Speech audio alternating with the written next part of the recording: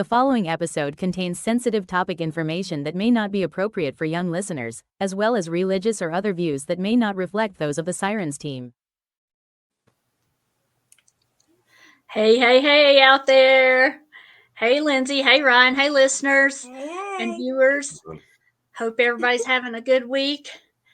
It seems like it should already be Thursday or Friday, as long as this week has been. It's been a year this week. Yeah. Like a whole year. But we're here and we're ready to have some fun and bring our listeners a strange tale that I had not heard of before, even though it is an Appalachian tale. I had not heard of it before until we were researching topics, and I came across it somewhere. I can't even remember where I saw it, and I was like, what is this? So hopefully everybody will enjoy it as much as we do. We've been trying to set up a time with the Coffin Talking podcast people, but we haven't actually had a time that jives with everybody. We haven't got there. It's TBD though. We're definitely going to do it. Yeah. That's going to be an awesome episode because it is. The things that we have, and yes, I can't wait. I'm excited. We're building the anticipation. Yeah, we are every week. We're building it up. We are, and we've gotten more followers even since last week. A lot more Instagram followers, and a lot of those are our fellow spooky podcasts. So we give them a shout out, and as well as anybody else who has followed and liked our social media. So today we're going to jump right in, and we're going to bring you the stories, because there's a lot of different stories about the moon-eyed people of the Appalachians. And before we get started, we've all done some research, so if we kind of overlap and play off each other, that's going to be fine. So I'm going to dive in first. I went down a rabbit trail, and I came across a website called BlueRidgeMotorcyclingMagazine.com, and it's a story that a motorcyclist wrote after he saw a picture of the statue, which we'll get into that a little bit later. Do you want me to pull it up now, or you want me to wait? You can pull it up now. Yeah, go ahead. So he saw a photo of this statue that is in a museum in Murphy, North Carolina. And he read the story about the moon-eyed people. And these statues, they believe, date from about 500 AD. So they're very old. And it got him curious. And so he jumped on his motorcycle and he goes to Murphy, North Carolina. And this is what he wrote. So I'm just going to read what he wrote. He said, the lure of folk tales and the chance to see some strange artifacts associated with the impromptu meet ventured deep into a corner of the Blue Ridge Mountains in search of the legend of the moon-eyed people, a mythical race of small, blue-eyed, underground-dwelling beings who inhabited this region centuries before the Cherokee even arrived. It was a photo of the statue that really motivated me to take a deeper journey into this legend. I had heard the myth decades ago as a native of Western North Carolina. So he said, a myriad of theories surround the legend of the moon-eyed people. Are they a lost expedition of Welsh explorers, a forgotten branch of human evolution, aliens? Well, in Murphy, North Carolina, the Cherokee County Museum is located next to the police department. And there's a strange sculpture there. I met with Billy Ray Palmer, a local historian and retired professor at Tri-County Community College. He's the region's foremost expert on the myths, legends, and history of this corner of the state. He happily regaled me with the story behind the statue, and he tossed in some trivia about the town of Murphy. He told me the Cherokee first arrived in these hills around 1100 AD, but they soon found they weren't alone. They said in their myths that when they moved in here, there were already a group of people living here. They were short, white, flat-faced, blue-eyed, and they could not see to work in the bright sunshine.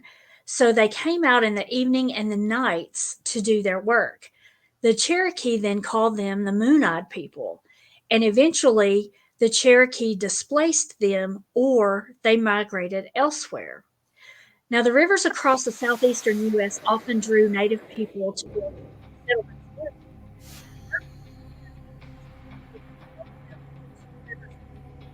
This became a welcoming spot for both the Cherokee and the European settlers who followed them.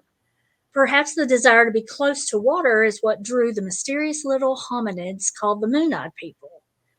They were on the east bank of the Valley River, crossed from the Cherokee. So the Cherokee were on one side and they were on the other. According to the myths, the Moon-Eyed People were afraid to cross the river because of the big red leech. The Cherokee would test a young warrior's bravery by making him cross the river where the big red leech lurked as a rite of passage. But what was the big red leech? In my opinion, this guy says, it was a big catfish. It would have been red because of all the iron ore down there in the river. Palmer said he has seen 3 feet long catfish feeding near the riverbank and noted that a boy caught a 6-foot long catfish elsewhere in North Carolina a few years ago. After the Indian removal in 1838, Murphy was the site of Fort Butler, which was a collection area along the Trail of Tears, where more than 3,000 Cherokee passed through on their forced march west. The area was sold off by the government. A settler purchased the site, and he's the one who unearthed the statue that you see on the screen in 1840 while clearing the land for farming. Palmer said the statue was then purchased by a motel owner and remained a local curiosity before eventually being put on display at the museum in 2015. We've had several archaeologists and anthropologists look at it, said Palmer. They concur that it is authentic. It's pecked out of soapstone and talc. It would have been whiter than it is now because of the soapstone and the talc, but where it was found, there is a lot of iron ore in the river, probably what turned the catfish red, and it discolored the statue somewhat. Staring into the flat faces and round eyes of the statue, which stands about 4 feet tall and weighs nearly 400 pounds, one cannot escape the similarities to modern pop culture representation of aliens. So that's one story. And then I came across a few books that actually mention these Moon-Eyed People. So in 1797, Benjamin Smith Barton, and Lindsay, you can bring up that book now if you want to. He was an American botanist, a naturalist, and physician who wrote a book called The New Views of the Origin of the Tribes and Nations of America. He explains that these people were called Moon-Eyed People because they saw very poorly throughout the day and had a number of different features that were not like the rest of the Native Americans. Barton wrote, citing as a source Colonel Leonard Marbury, that the Cherokee tell us when they first arrived in the country, which they inhabit, they found it possessed by certain Moon-Eyed People who couldn't see in the daytime. And these wretches they expelled, is what the colonel told him. Another book written by ethnographer James Mooney in 1902 described how there is a dim but persistent tradition of the mysterious ancient people who preceded the Cherokee in Lower Appalachia. The American anthropologist described ancient legends suggesting that the white-skinned people built numerous ancient structures in the area, including perhaps one of the largest ancient cities in Northern America, and it was named Cahokia. But curiously, scholars know very little about Cahokia today. The city's original name is unknown, as the ancient builders left no written records behind. The Fort Mountain State Park is believed to have been erected by the Moon-Eyed People. An 885-foot low stone wall and mounds in the surrounding area are believed to have been built by this curious race of people, and they too date to around 500 AD. So I thought it was interesting that there are actually a couple of books by, pretty good sources that mention these people. And I know that Ryan and Lindsay are going to get into more of the theories. We each went down, I think, our own little rabbit hole, but there are a lot of theories. And I thought it was weird. In one thing I read, it said that not only were their eyes sensitive to the sun, but their skin, of course, because they were so light skinned, almost like translucent. One source said so. It's strange to think about because when when I think about the Cherokee, of course, Ryan and I have talked about how we have Cherokee uh, in our bloodline through our paternal grandmother. I think about darker skin, darker hair. Um, a lot of them were fairly tall. So these people would have stood out because they didn't look anything like any of Native American tribes. And so just thinking about how they predated those tribes, that's mind blowing to me that we don't know more about them and that we haven't found any other statues. Lindsay, if you'll bring that one other statue picture up on screen, this one is in the National Museum of the American Indian, and it's just a modern like sculpture that someone did. A Cherokee artist actually did of the Moon-Eyed People, because, like I said, in all of the Cherokee knew about this legend wherever they lived in the Appalachians. They knew about the Moon-Eyed People, which is interesting. And so, this is an interesting sculpture too, and I wanted to bring that up for our viewers who are watching on YouTube to see. But anyway, that's kind of what I found, and I thought it was interesting reading the story through the eyes of the man that hopped on his motorcycle and decided he'd just go see for himself. So how far away is Murphy from you? Do you know? Murphy from me, I don't know, but I'll look it up right quick. Yeah, because that would be something cool we could do this summer, because I would like to go see it. Yeah, I went to Murphy once a couple of years ago. It wasn't far, 3 or 4 hour drive from me, and I live here in Tennessee, and we went fishing. We just went down, stayed a weekend in a cabin, and it had an awesome time. But I didn't know anything about the Moon-Eyed People at that time. But right, I've been meaning to go back fishing, but who knows? Might catch a couple Moon-Eyed People in a cave, or I was gonna say, did you see that red leech down there? If it's that big, I'm gonna try to catch it. It'll probably eat me or drag me in. Oh, that's so creepy to me. I don't like that. Can you imagine the thought of like big things under the water? No. No, thank you. What's the name of that fish that burrows in the mud at the bottom of the river, and you can catch it with your hands if you get it at a certain time? Is that, what is it? There's some kind of fish like that. Catfisting? Catfishing? I don't know. Catfisting. I don't know. Yes, and it's like on their arm. Yeah, and they bring that's it called up out of the water. noodling, right? Like noodling. That's what they call it. Yeah. Well, a lot of catfish will go down and do stuff like that. I mean, there's probably several, but catfish normally like to go down and do things like that. I can't imagine catching a 6-foot catfish as a boy, as an adult, much less a kid. But this says, Google Maps says that Murphy is 4 hours, 14 minutes from where I live. So kind of a trip. Yeah, it's a trip. But anyway, it would be a trip, but I would want to go see. I think that'd be cool to go see the statues. I just wish there were more things. I guess you could see the remains of the stone wall that's still there. I know y'all have some more info on that. So I feel like every episode that we do, I'm like, oh, we should go see that. We should go do that. Like every episode, I'm like, oh, that's so fun. Let's go. I know. We could have a whole summer road trip, just hitting all the different places. Sirens road trip is what we should start a funding account and just say, where do y'all want us to go next? Cincinnati, we'll hit the road, right? Yeah. And we'll go live. But one thing that you was talking about, to jump in, they're cave dwelling, we talked about the eyes and the skin, and there's been several movies out there about the absence of darkness. I think Vin Diesel's in one. I can't really remember what the name of it is. It slipped my mind. But when they're not in the dark, I mean, when they're not in the sunlight, their eyes turn almost white, which is kind of like a description of the moon people, which is described kind of like a really light blue or like a moon-like eyes, right? And they're a little bit bigger because they're trying to draw more light in. Right. And then this pigmentation on the skin becomes very fair, like albino-like, for the same thing. So to me, if you see one of these people at night, they would almost be like glowing. Yeah. And like I can see the alien resemblance where they had the flat face. Yeah.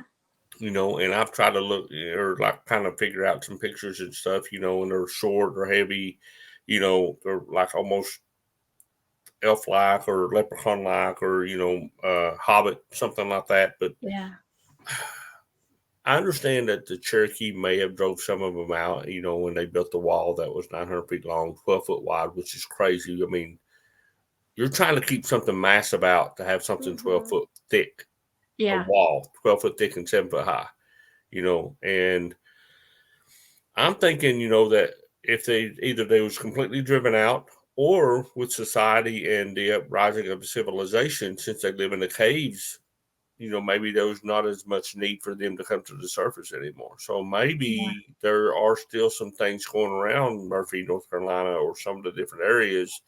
They just stay underground because they don't come up until nighttime. Yeah.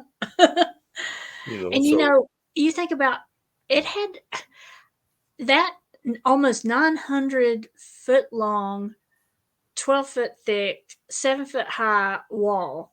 There had to be quite a few of them to build that. I mean, because they were supposed to be small. Yeah, they were not big, like tough, right. So there had to be. They were small. There had to be more of them than we're, probably at first thought we think about. But it said in some of the Cherokee accounts that they went to war with them and to drive them out. And so there had to be enough of them that they were concerned, they wanted them off the land. So it makes you wonder, like, where did they go?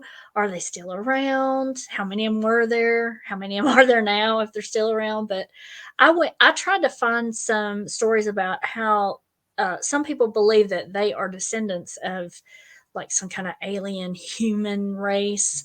I thought that I could. Now, there is a book out there, and it talks about the Nordic people and the Welsh people that came over, and it talks about how they may have possibly bred with an alien race that was here, and that's where these people came from. Well, it's interesting. I think that there's all these different kinds of aliens, and then the Nordics are like a type of alien because they look very similar to like blonde hair, blue eye, pale skin people. So that's interesting. Yeah.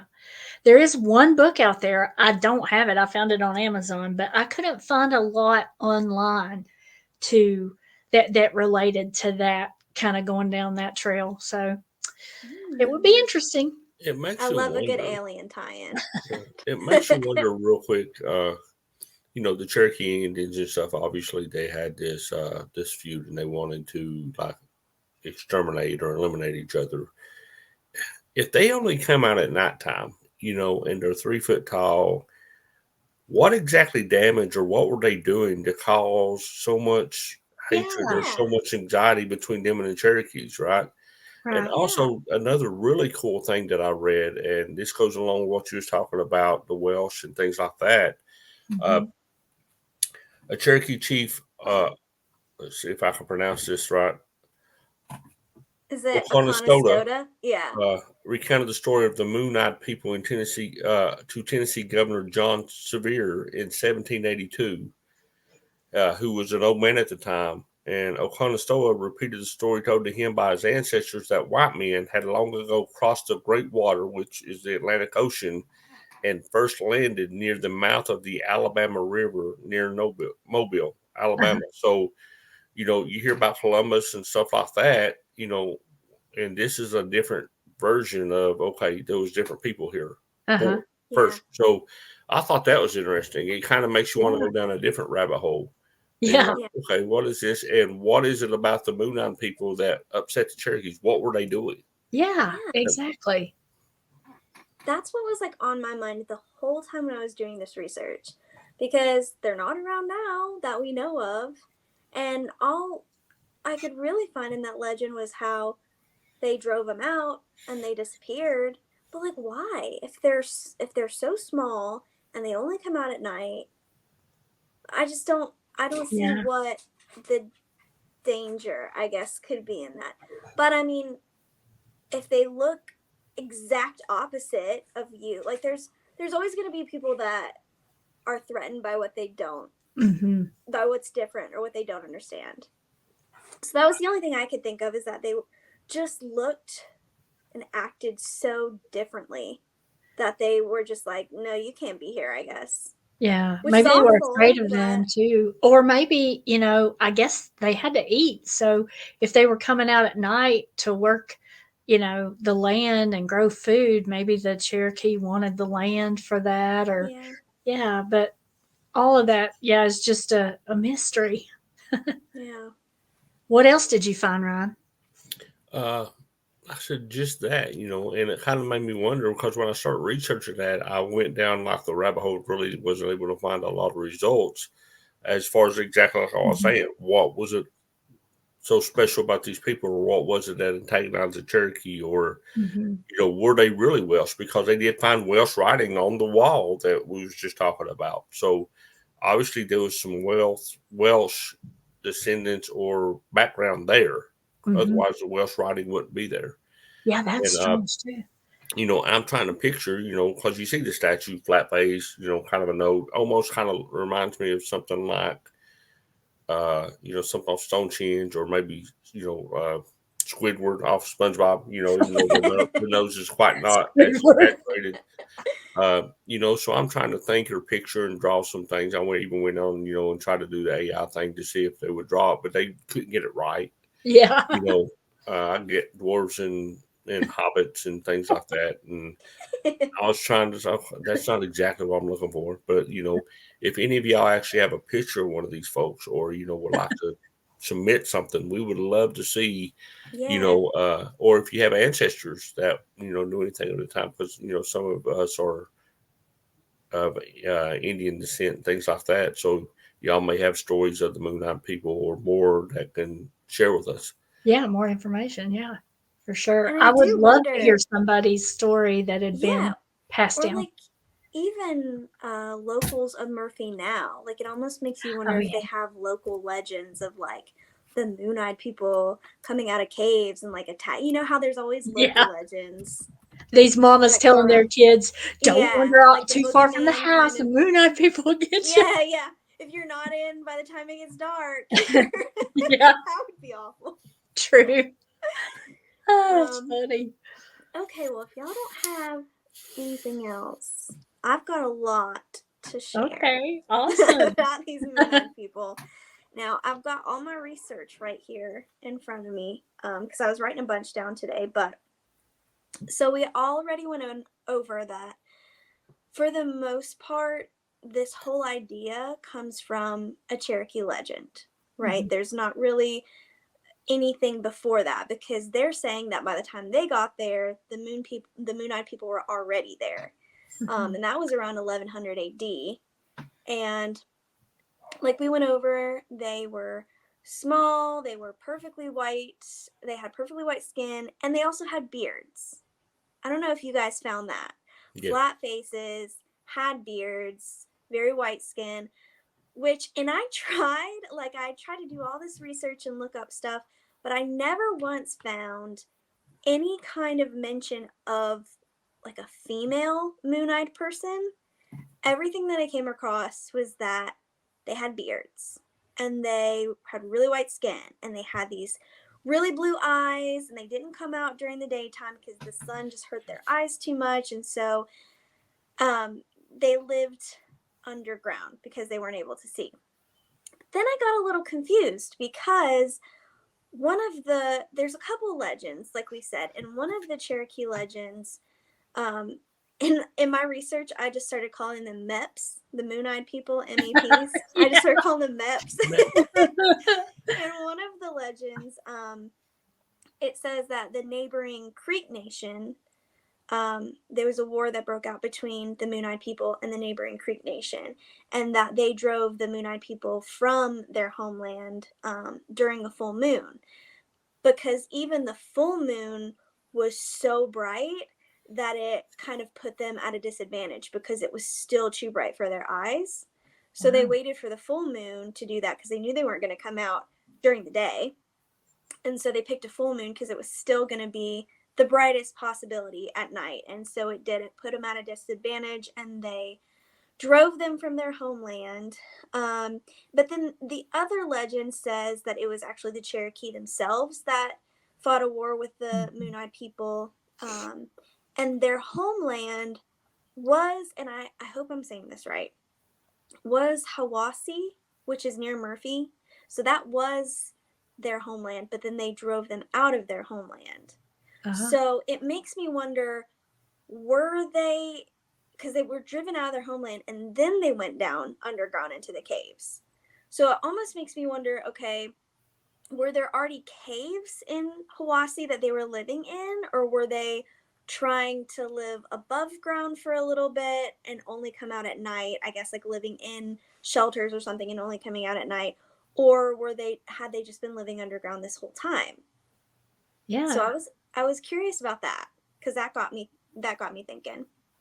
But I thought it was interesting that I came across this, that the Cherokee legend, a lot of Cherokee legends mention different supernatural creatures. Like they have all these mythical creatures, but they're usually separate from humans. But they do not describe Moon-Eyed people as supernatural beings. So they're not like how fairies are, how the Fae people are to Ireland. They're not supernatural beings. They're in the same category as other tribes. Like, so they're like actual people. They're another tribe of people. And so I do want to pull up this picture of the fort that I found a picture of. So this is actually remnants of that wall that you all were talking about, the 850 foot, almost 900 foot long wall that's sometimes as short as 2 feet, sometimes as tall as 6-7 feet in places. And it stretches along the top of the ridge there in Fort Mountain State Park. So I just thought it was a really cool picture. I'd never seen it before. I didn't even know about this subject until a few weeks ago, because there's another podcast that I listened to, and it's called Two Girls, One Ghost, and they do all kinds of supernatural stuff. And they actually did an episode about the Moon-Eyed people of Appalachia. And I was so excited because I'd never even heard of this before in my entire life. And it was just so wild to me. Yeah. But when I first think of, like, when I first hear Moon-Eyed people of Appalachia, for some reason, instead of like really blue eyes, like in my mind, I'm just imagining like really big ol' eyes, like moon-sized eyes. I don't know why that's the first thing that comes to mind to me, but it kind of is this very, in my mind, like almost alien looking, small, grayish white being. I don't know. That's what it is in my brain, at least. But so this is a picture of the wall that's still there in Fort Mountain State Park, and that's kind of right on the border of North Carolina and Georgia together, but constructed somewhere around 400 to 500 CE, I think is what we said. I mean, that's a long time ago. Yeah. That's a really long time ago. And there's so many other Native American structural remnants all across the country, all across America, Central America, South America. There's so many that you can find, but I almost feel like around us, like around our area, there's really not a ton that I know of. Right. Like in Colorado, Arizona, you have the Pueblo houses that were like in the cliff face. Those are really, really famously known, but I never really knew of any until I guess now that were actual stone ancient remnants close to us. So I was kind of surprised to learn about this one. So I wanted to know where these people could possibly come from, because there are a couple different legends out there of where they could possibly originate from. And how they got here. And how they got here. So This first one, I don't know how I feel about it, but I'll tell you anyway.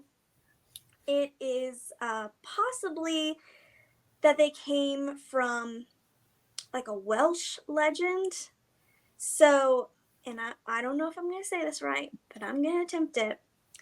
Meduk ab Owain Gwynedd was a Welsh prince, and he got tired of all the civil war going on around him. He just got fed up with his homeland. So he and his brother and some followers, they set sail to find a new place to live. So and this was like in 1170. And so they sailed across the Atlantic, and like Ryan said, they landed somewhere near Mobile, Alabama, in the bay there. And so after they found this nice new place to live, he went back to find some more recruits, and then he set sail back to America and was never seen or heard from again. And this, I think, is a popular legend because there was like 11 ships maybe in total that I came across that were just never heard from again. So a lot of people think that they came back, and this is where we get the moon-eyed people because they have pale skin. There are some similarities to the culture and the languages, but there's not a lot of real evidence to support this. And I saw that it probably came about as like English propaganda to lay England's claim to the New World, because this was right around the time that England and Spain were kind of closing in together. Mm-hmm. And of course, England's going to want to be the first one that gets there. So this story could possibly have just popped up as a, hey, we've already been there for like hundreds of years, so you guys are a little late to the game, kind of. But Thomas Jefferson referred to Welsh Indians and his Indian policy for the U.S. And I also saw that Lewis and Clark encountered Welsh Indians on their journey through America too. So it does make an interesting point. So wait, Lewis and Clark wrote about seeing people that look similar? Yeah, like, and I think as I was reading, they actually used the term Welsh Indians. Welsh Indians. Yeah. Well, let me ask you a question about the Nordic people that were supposedly, okay, aren't they like, they do have light eyes, light skin, blonde hair. Mm-hmm. Aren't they like tall though and like warrior like? That's what people? I was thinking. Yeah, that's what I was thinking. Yeah. I mean, they're not coming over as like these 3 foot tall, flat faced, already really pale. They were people that could be out in the sun, had been out in the sun forever. I mean, I didn't see any information about the sunlight hurting their skin, and they had to sail over in the bottom of their boat because they couldn't come out during the day. I didn't find anything like that. So if this is the case, like if this is where we're getting the moon-eyed people, I mean, something had to have happened genetically to get them from a normal Welsh person down to this, I don't know, me-sized, like really, really pale, flat-faced, full beard, can't come out in the sunlight kind of thing. Well, and that kind of brings up a lot of different lore about several different supernatural creatures. Like, aliens, you think, white, pale skin, but most of the time you think skinny, big eyes, right? Mm-hmm. And also something that I was thinking about as we're talking about this is vampires. Me too. Hypnotic eyes, right? Yeah. And trancing, they only come out at night, right? And then mole people. Even though they might not be called moon-eyed people, but mole people that you've heard of would be very similar because they live underground and they can't see in bright light. Right. So I'm sitting there thinking, wow, this can attach to a lot of things. There's so many different tie-ins that you could do. And also, sorry, Brian just got home, so Champ's going to claw his way down the stairs in just a second. So that being said, I almost do wonder the time around these Cherokee legends coming out, or not coming out, but like being told to white settlers in America. A lot of them viewed, like a lot of the ones coming over to the New World kind of viewed Native Americans as like small, just sparse groups, didn't realize that they were actually huge populations of people, really diverse, rich cultures. Because a lot of these people that were coming in, like not the first people that came over, not the first settlers, but the various people coming over after, by the time they got over, I mean, 90% of Native Americans, some people think 90%, had already been wiped out by diseases just from the first contact with European settlers. So they're coming over, they're not really seeing a lot of Native Americans because they're just not around anymore, because their immune systems weren't the same immune systems as the European settlers had. And they'd just been decimated, just wiped out. So I guess in a way, maybe they're coming over and hearing these legends and thinking, well, maybe we had come over first and had just gotten here first. Because I feel like especially at that time with England and Spain at like kind of at war, going to the New World, who can get there first? You want to come out with these legends that say that the claim is yours.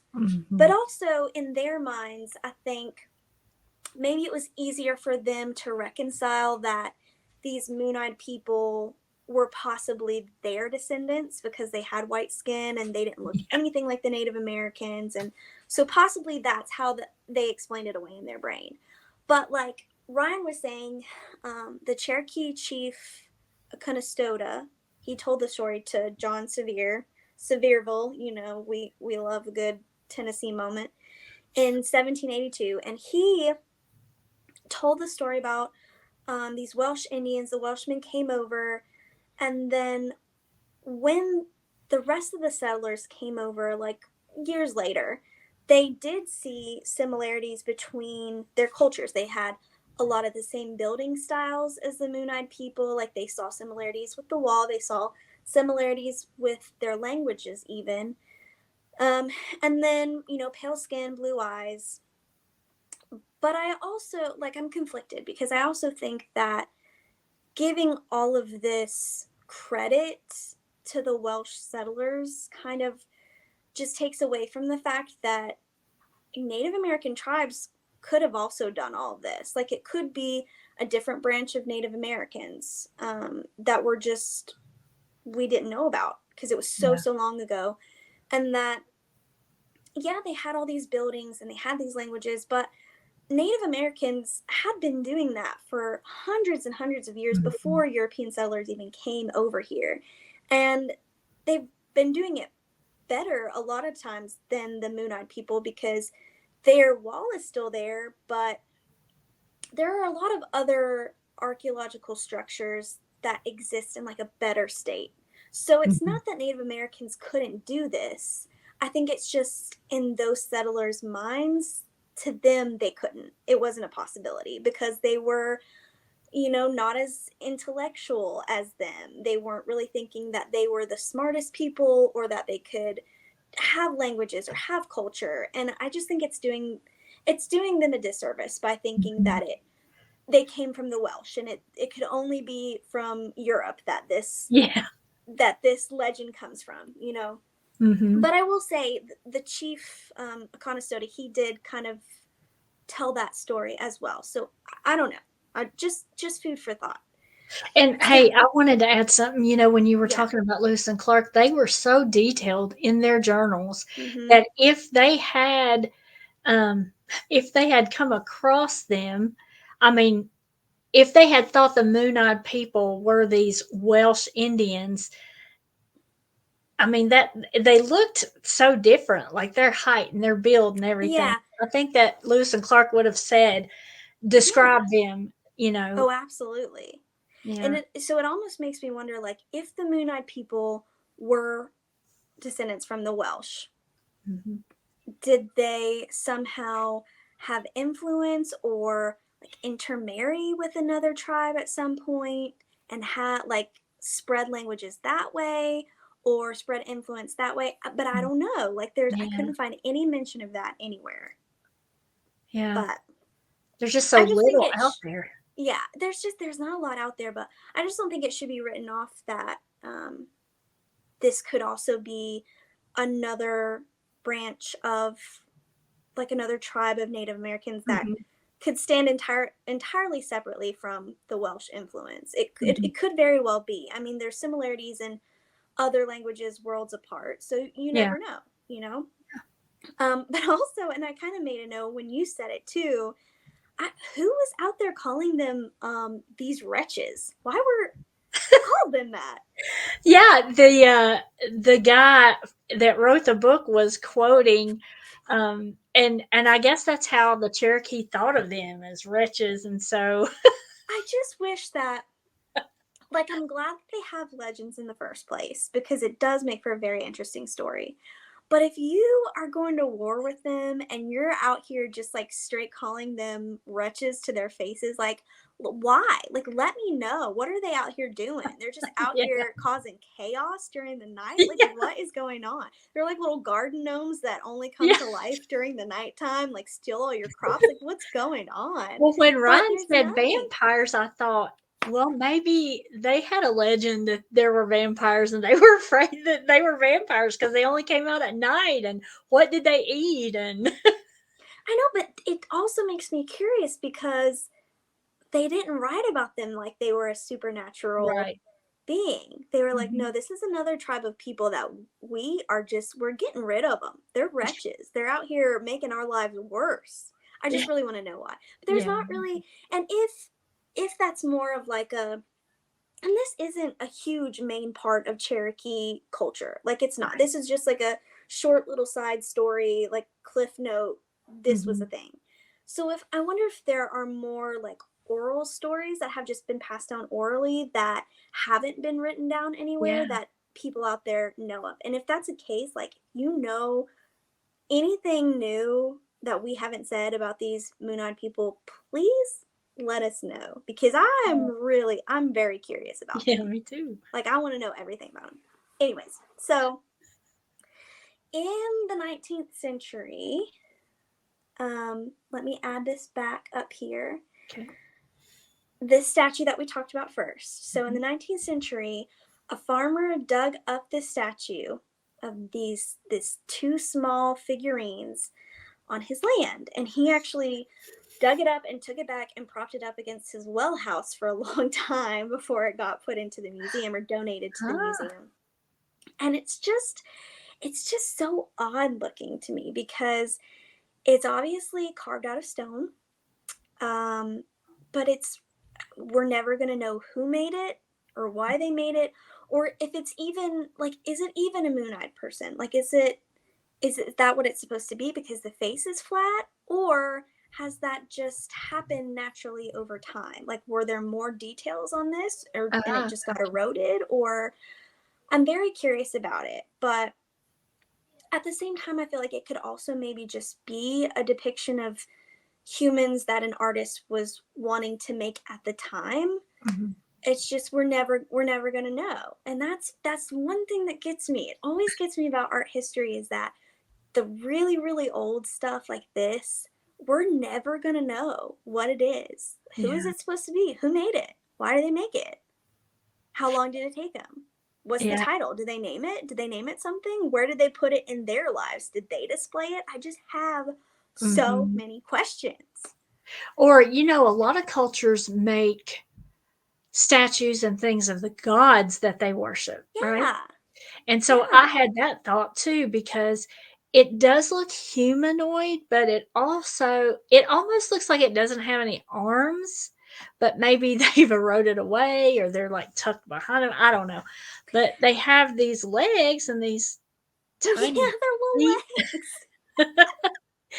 But And I wondered that. I wondered if it was like, some of the ancient peoples in America and the cave drawings yeah. where they drew things that look like aliens and they worshiped them and Yeah. you know, Or or did the moon-eyed people make this as a depiction of them?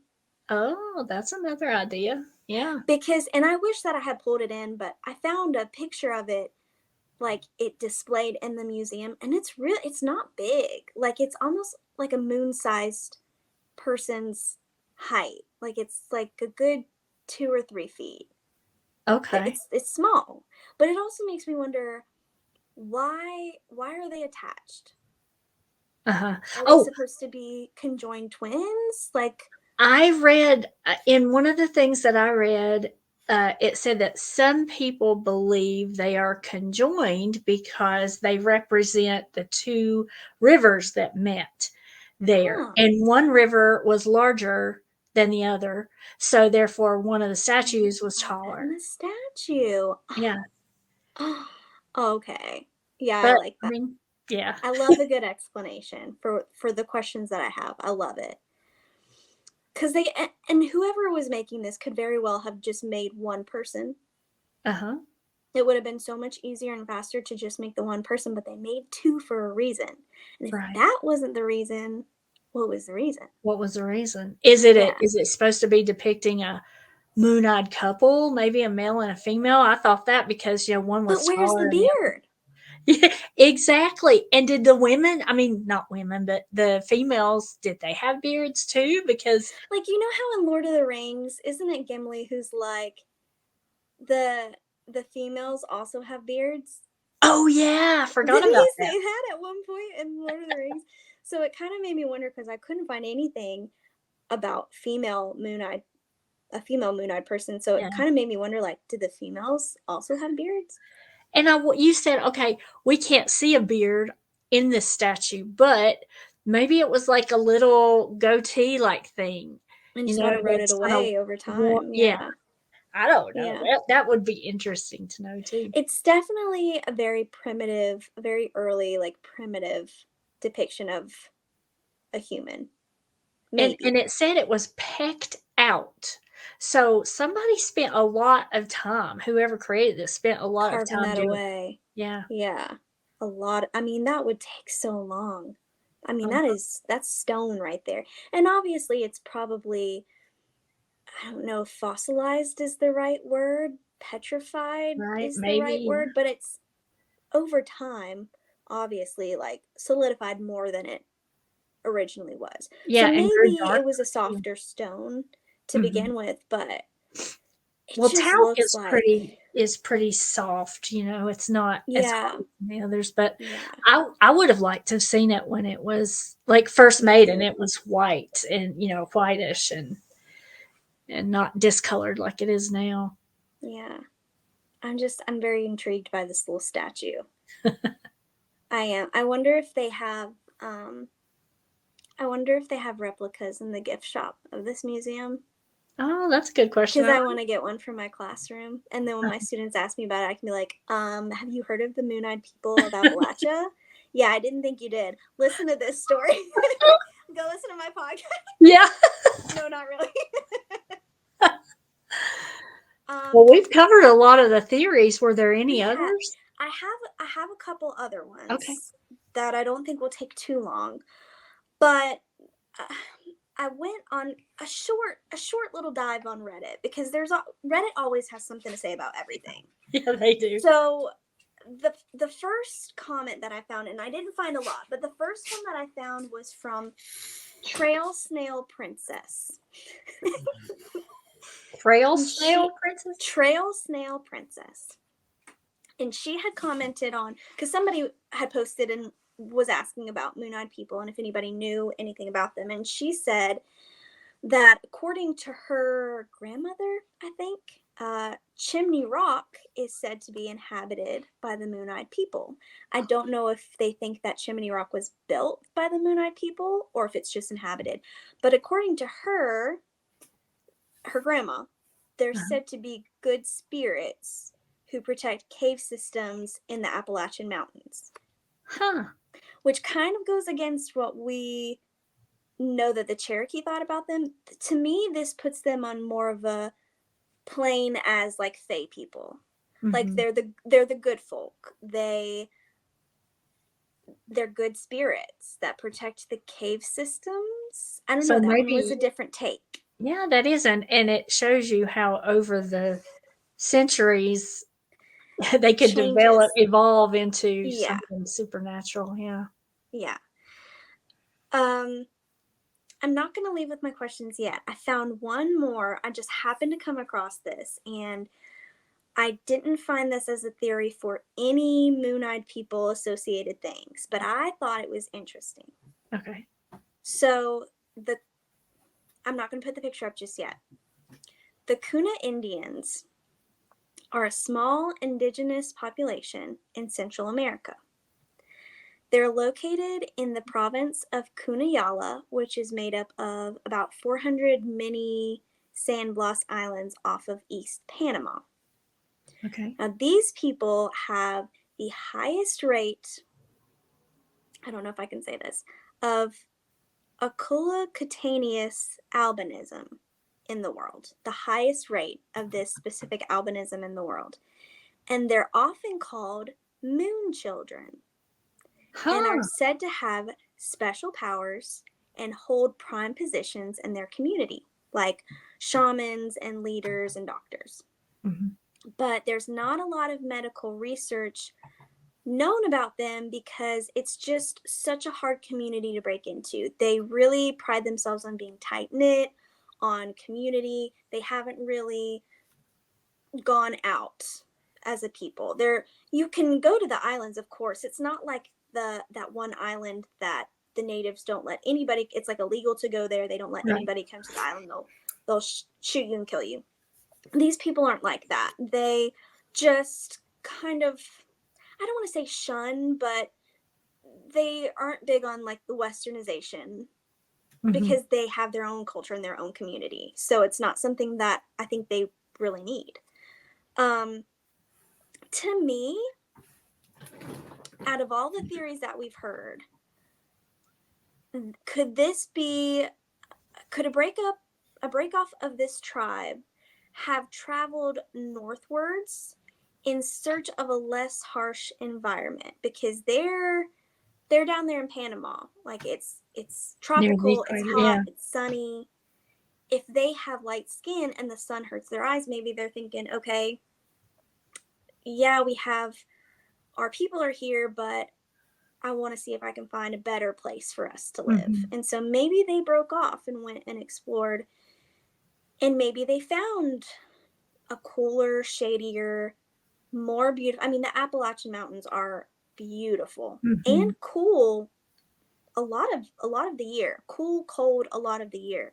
I mean, it doesn't really dark. It doesn't really get super hot. I mean, it gets up to like mid 80s, but maybe compared to the tropical climate in Panama, maybe that's a reprieve for them. Who knows? To me, this makes more sense that a migration of central native peoples could be the moon-eyed people. This makes more sense than a group of Welsh explorers sailing across the Atlantic, ignoring the first sights of land and going all the way around the Florida coastline, all the way around the Panhandle to land in Alabama.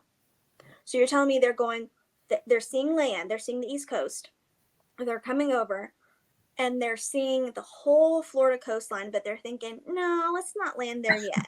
We've been on this ocean traveling for months, probably, I don't really know how long it would take, probably months. We've been on this boat forever with the same people, with the same food.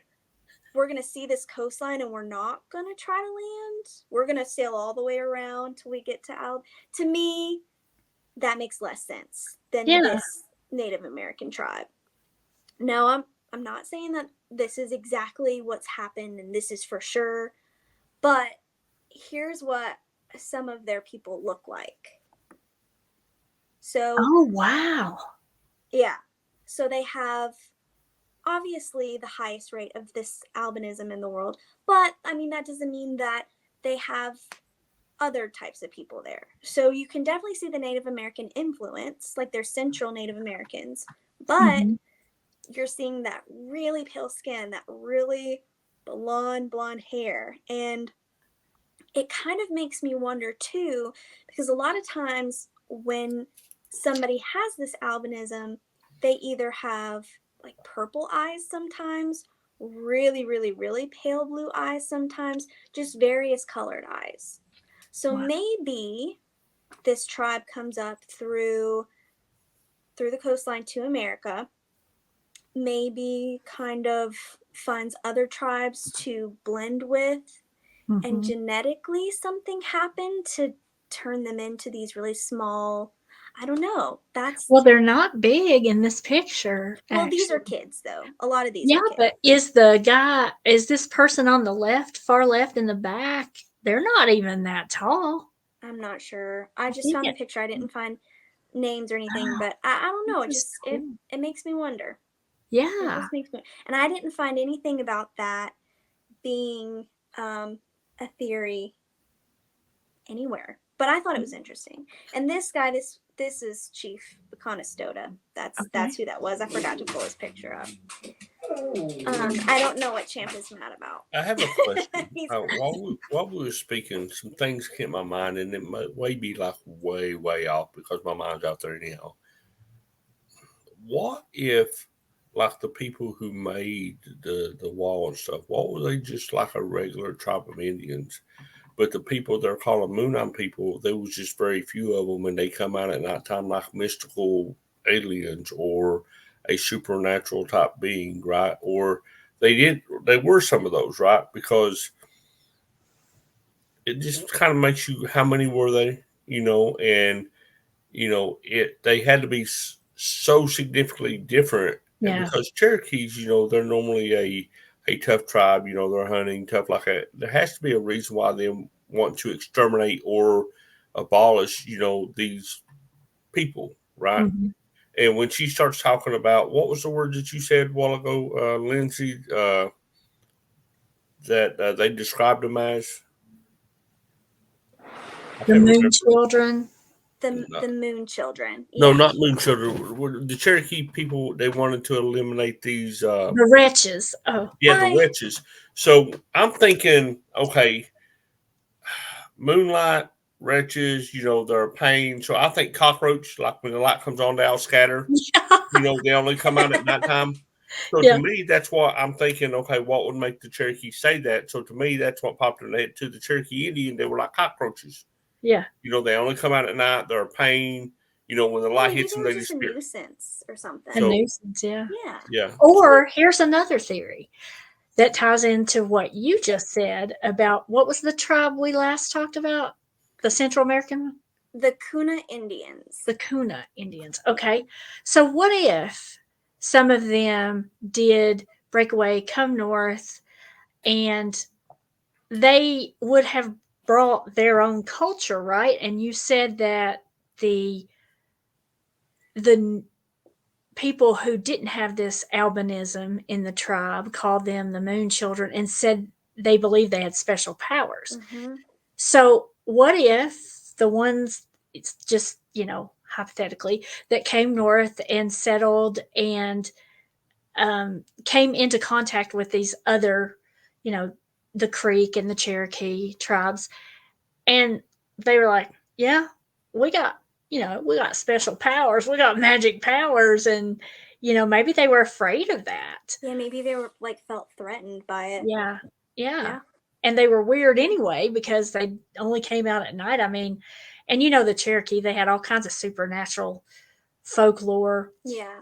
And maybe they just were like, we don't want to mess with these people. That's, we need to get rid of these people. If they got magic powers, we don't want them around here, Yeah. But like you said, they didn't talk about them in the same, they didn't equate them as supernatural. Yeah, they weren't on the same plane as their other, because they had specific supernatural tales, but they talked more about the Moon-Eyed people as another tribe. Yeah, just people, which I thought was interesting. And I don't want to I'm not sitting here saying this is exactly what the Cherokee said and this is exactly their story, because I don't know. I'm obviously not Cherokee, so I don't know.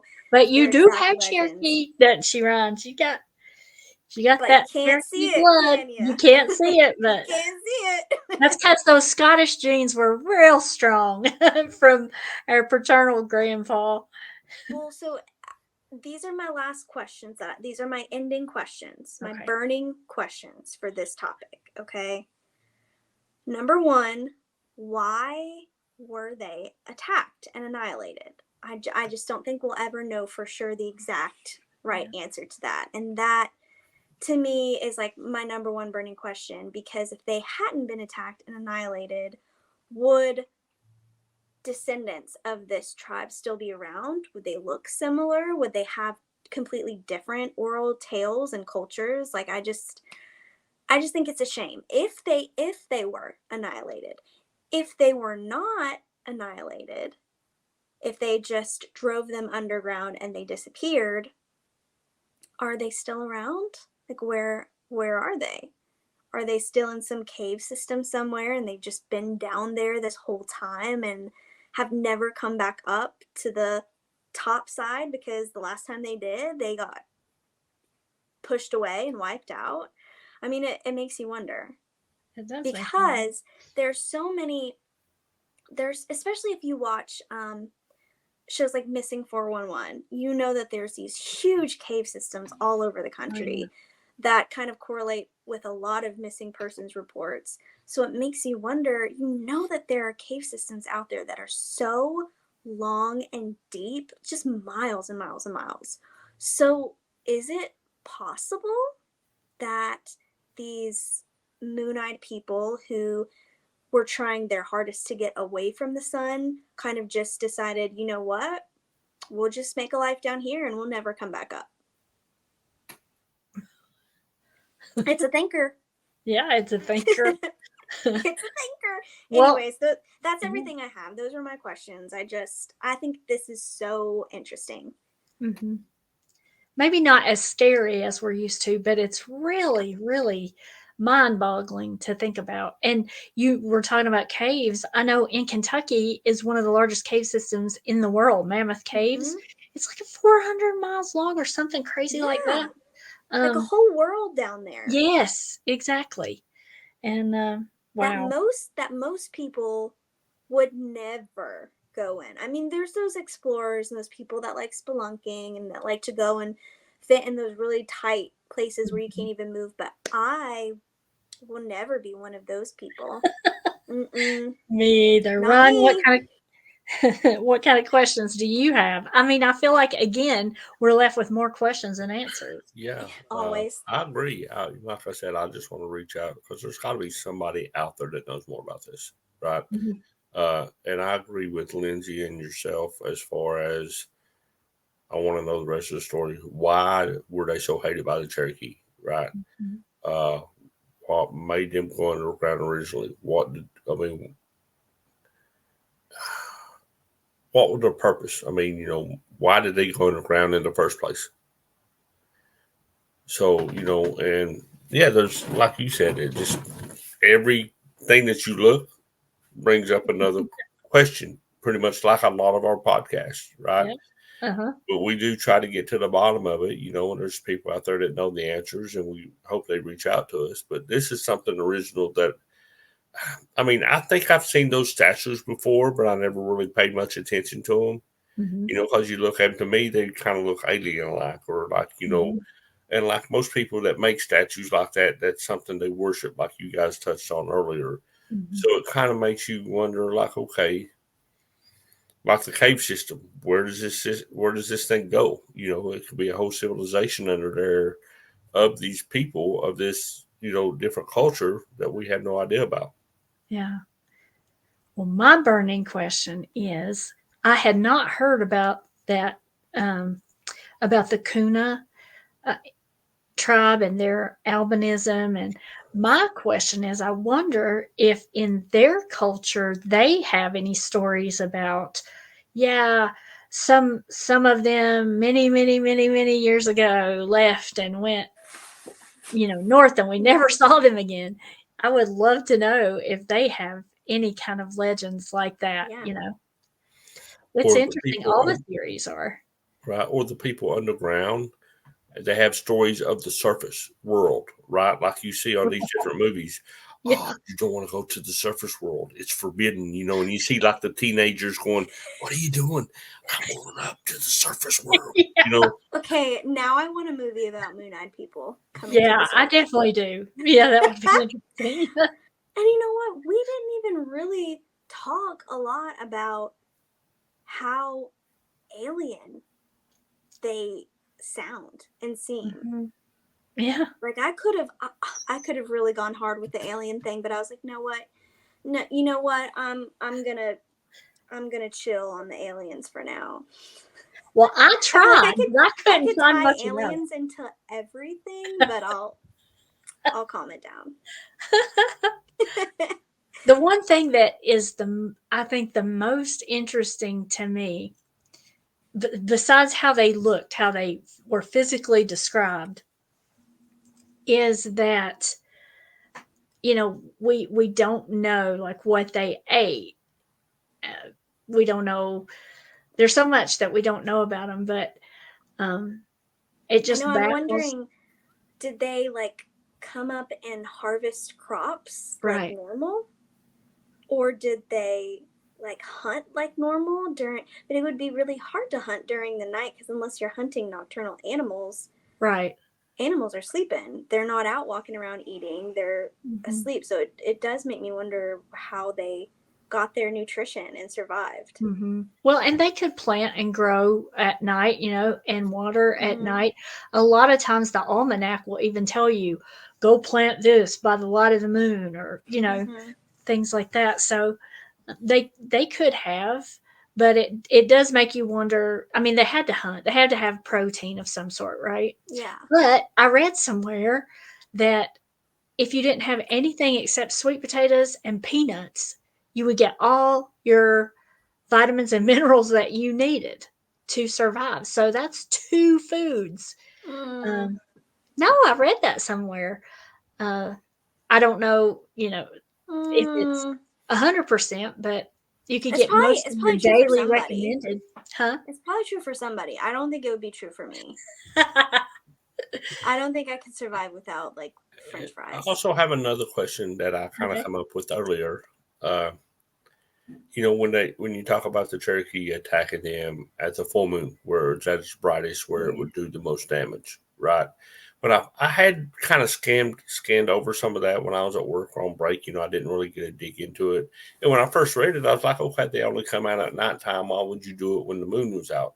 And I'm thinking, okay, if they're nocturnal creatures, my mind goes back to vampires. Okay, if I'm going to hunt a vampire, when am I going to do it? It's going to be daytime. I'm staking that bad boy at noon on the daytime when he's not up, right? So I'm thinking, why didn't they not go down here during the day whenever they knew they wasn't active or they might be sleeping? Yeah. Or maybe they didn't know where they went when they went down in the caves. Maybe they felt like if they went down, they would be at a disadvantage. Yeah. You know, because they would have had to take like light torches. Yeah, and if they went down in the caves, it's going to be pitch dark in there. Their eyes aren't going to be trained like the moon-eyed people's eyes probably were. So I don't know. Well, I said more questions. More questions and answers. This has been a great episode. So interesting. Yeah. And hopefully, you know, if anybody out there knows anything else or has heard other stories or theories about these moon-eyed people, we would love to hear those. So send them in to us at our sirensofthesupernatural at gmail.com. And if you have any other stories about any other supernatural topics, we welcome those too. We would love to read those on the air. So send them in. Follow us on our socials. We're Sirens of the Supernatural on Facebook, YouTube, Instagram, and at Supernatural Sirens on TikTok. We've been trying to be a little bit more and hope to be even more active on our socials and maybe put some more polls up and different things, like different fun things too, so that gives our listeners, you know, a chance to interact with us. So be looking for that. And our next week's episode topic is we're still kind of deciding. So stay tuned, watch our socials to see what's coming up next Friday. And we hope you enjoyed this episode. And Lindsay and Ryan, I hope you have a great rest of the week and weekend. It's my birthday on Saturday. So I'll be celebrating my birthday this weekend and probably next weekend too. So, woohoo. Chorus season, right? Yeah. Not tourist, Taurus. Yep. Okay. Do y'all have any parting words? No. Nope. Yes, we can't leave without, greeting our supernatural friends out there, right? So we need to tell them, Yeah. Stay Stay spooky. spooky. Bye. Thank you guys. Appreciate Bye, it. guys.